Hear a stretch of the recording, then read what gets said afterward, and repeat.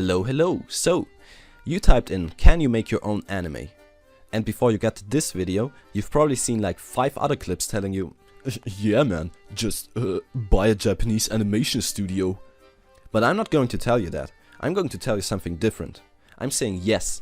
Yes you can, even as a one-man studio. But it's all about expectations and where you lay your focus.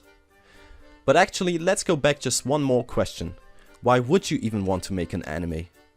Obviously because it's a storytelling medium, but what are the pros and cons? The biggest plus point of animation is the freedom of expression. You are not bound by the reality that your camera lens is capturing, and you are not even bound by the laws of physics. The only thing that you are bound by is the limits of your imagination. And damn, you could even make a series about 2 cute hydrogen atoms falling in love with an oxygen bad boy, and by drawing it, it would make sense. So, I would say that animation gives even more freedom than writing. With writing, you have to write something that the reader kind of understands already and has experience in some form, so that they can get a mental image of it. With animation, you just create new experiences, things that have never been seen before. But with immense freedom also comes an immense workload, and that is the truth of it. If you want to make animation, you will put countless hours into it, and still it won't look nearly as good as a studio production. But don't worry about that, because that is the little not so secret about making your own anime. You can produce hours of animated content if your expectations aren't this, but more like this.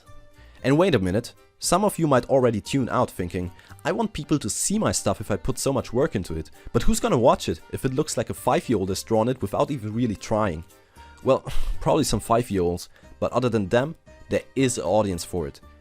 Because while some people just watch anime for the cultural reasons, most people watch it for the story it is telling, and that is where you have to put your focus. Character build-up and progression, a richly detailed and believable world, and yes, some good voice actors. Those things will make a difference, and they will more than make up for the lack of quality drawings. And even more important, knowing what your project is all about and focusing on those strengths will make your project stand out from a mass of animes that might look pretty on the surface, but are bland and boring once you actually experience them. The best example for this is the German YouTube queen, Cold Mirror.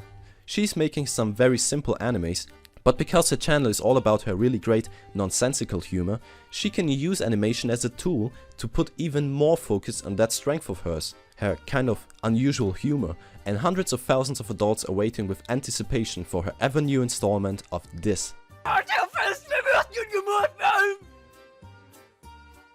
You really have to ask yourself, do you want to use animation to show off your great looking art, or do you want to use it as a storytelling medium? That is the core essence of it. If you care about its storytelling capabilities and are serious about animating, you might want to subscribe and stay notified, because I'm all about that and I'm going all in depth about it. Actually, even more, I am going to create some animations on this channel and I'm going to show you how I did it. So if you're interested, see you next time when we again get great together.